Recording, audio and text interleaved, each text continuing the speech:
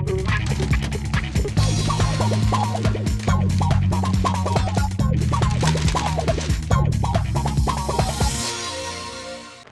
sol pode até já ter voltado a brilhar, mas você certamente não esqueceu ainda dos dias chuvosos que marcaram os meses de setembro e outubro. É por isso que o Tá Rolando de hoje apresenta o CEOPS, o Centro de Operações do Sistema de Alerta da Bacia do Itajaí.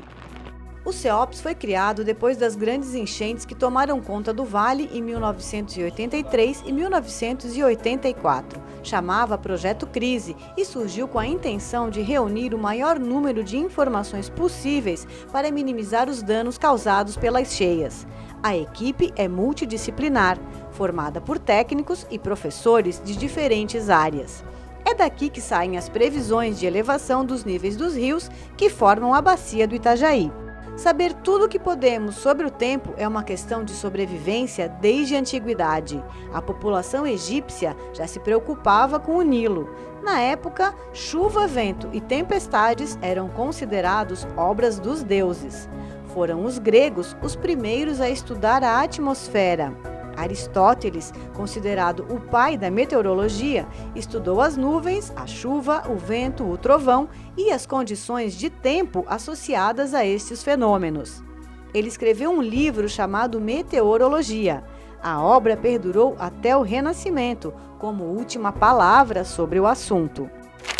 O professor Dirceu Severo explica que a atmosfera e também os oceanos podem ser compreendidos por meio de um sistema de equações matemáticas que deriva da segunda lei de Newton e do desenvolvimento do cálculo diferencial estabelecido no século XVIII. O modelo matemático é uma tentativa que nós, humanos, fazemos de querer representar a natureza, supondo que nós tenhamos condição e conhecimento total para colocar em equações matemáticas os fenômenos naturais, atmosféricos, oceânicos, qual que seja, né? Só que a natureza não se comporta da forma que nós queremos. Então, os modelos eles não são precisos por isso, assim como modelos atmosféricos de previsão de tempo. As equações, elas têm a variável que é o tempo. Então, você pega uma equação e divide ela em partes, por exemplo, fazer previsão de hora em hora. Você pega a previsão, as condições desse instante e você utiliza a equação para projetar o que vai acontecer depois. E depois. Então, isso dá para fazer. A segunda lei de Newton também é conhecida como o princípio fundamental da dinâmica e faz uma relação da resultante das forças aplicadas em um corpo com a aceleração exercida por ele.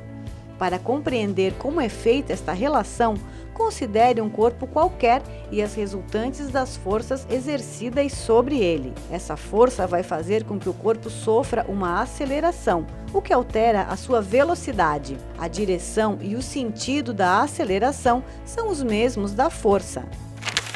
No mapa, o professor nos mostra as massas de ar seco, na cor laranja, e de umidade, nas cores verde e azul.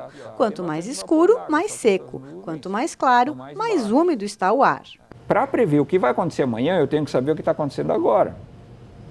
E para saber o que está acontecendo agora, significa que eu tenho que acompanhar tudo, e não num lugar específico, mas no globo. Se não é possível prever a quantidade de chuva que cai, depois que ela já caiu, os técnicos são capazes de acompanhar a propagação da água.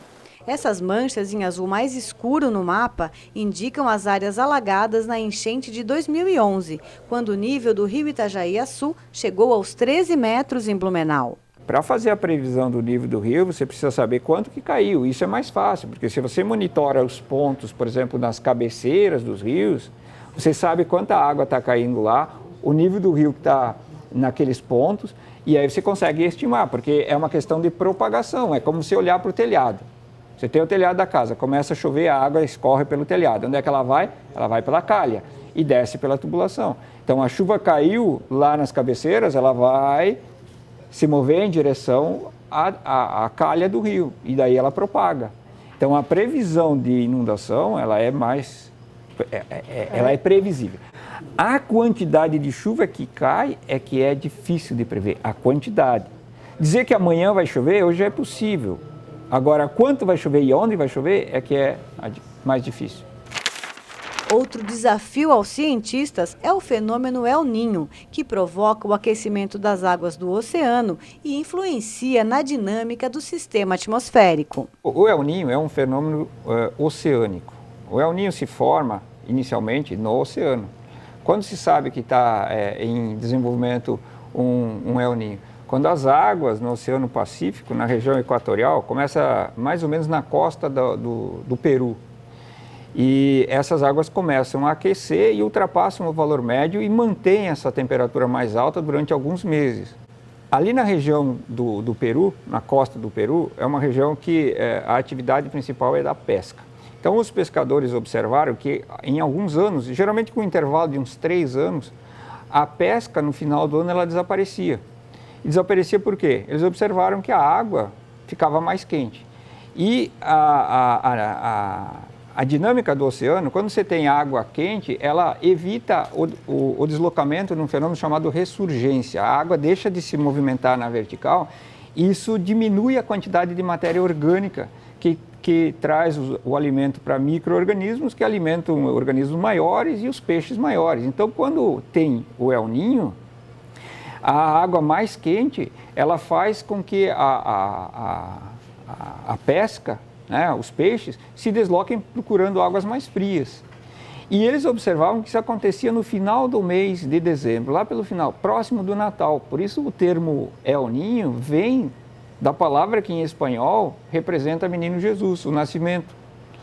Então é um fenômeno essencialmente oceânico. Inicialmente foi observado, só que pois as descobertas elas foram na sequência mais ou menos assim. No mesmo ano em que se observou uma diminuição da pesca no Oceano Pacífico, na costa do Peru, também se observou que as monções na Índia, elas enfraqueceram. Então, como as monções são aquelas chuvas tradicionais de cada 6 meses que acontecem lá no Sudeste Asiático. E teve alguns anos que os gerentes dos colonizadores ingleses, né, que a Índia era uma colônia inglesa, eles observaram que há alguns anos as monções desapareciam. E com o passar do tempo, os pesquisadores, eles começaram a fazer associações. Então se descobriu que quando você tem uma manifestação desse fenômeno oceânico, ele também se transfere para a atmosfera. Então, o El Niño basicamente começa quando a água do Oceano Pacífico aquece acima do normal.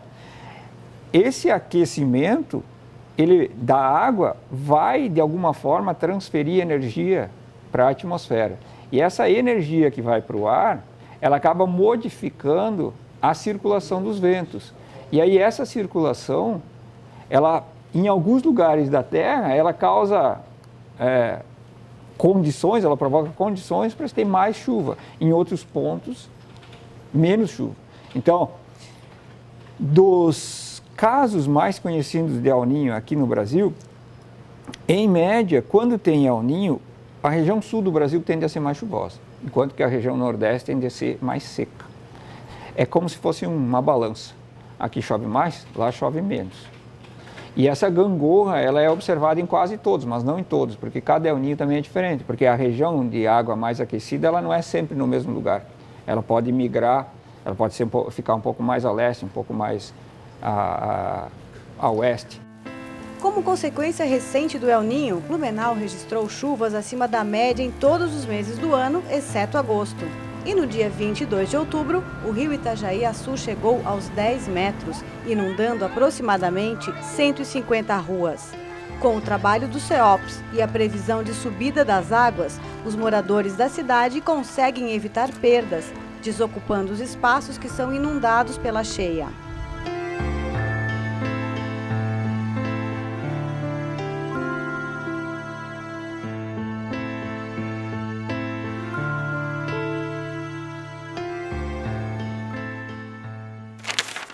No mapa, é possível perceber as áreas alagadas concentradas ao longo do leito do rio.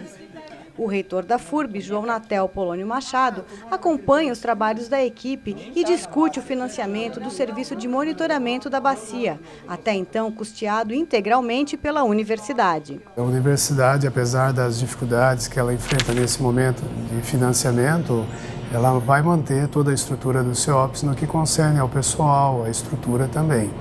Mas nós acreditamos que o governo do Estado, através da Defesa Civil, da Secretaria de Defesa Civil, tem um papel importante nessa estrutura do CEOPS e outras, porque nós estamos falando de um serviço que cobre toda a região, a mesorregião do Vale do Itajaí. Portanto, não consideramos também que os municípios teriam uma responsabilidade direta. O papel principal é o papel do Estado, uma vez que ele colocou para essa região uma temática importante, que é a questão das cheias e dos deslizamentos.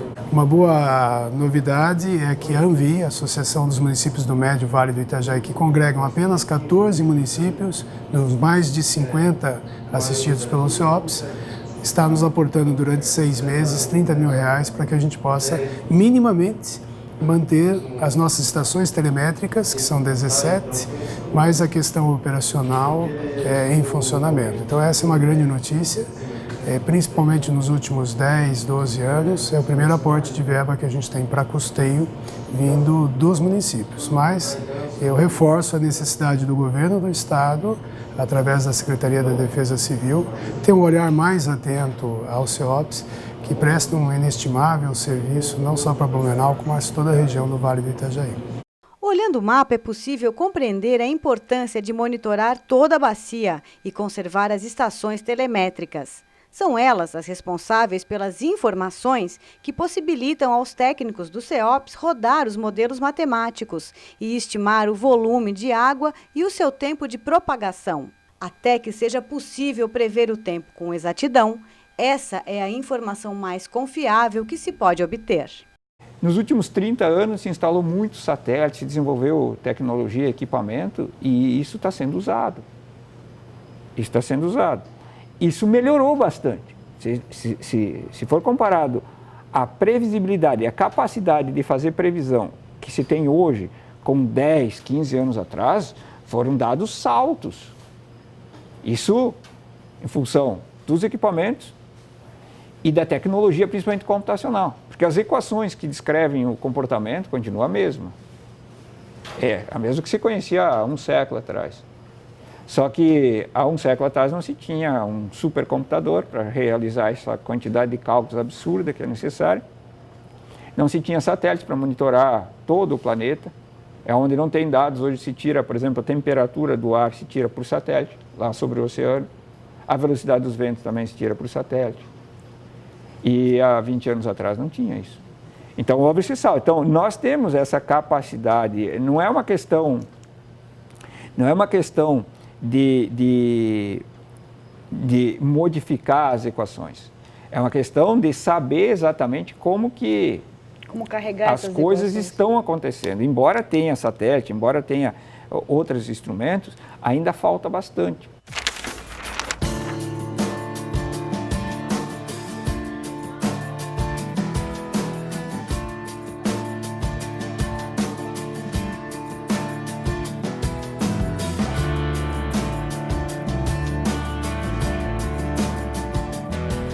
E agora você já sabe, enquanto a chuva não der trégua e você quiser saber o nível do rio, fica de olho aqui no CEOPS. Ficou com alguma dúvida? Escreve pra gente, tá rolando @furb.br. Curte também a nossa fanpage lá no Facebook. Até semana que vem. Tchau, tchau!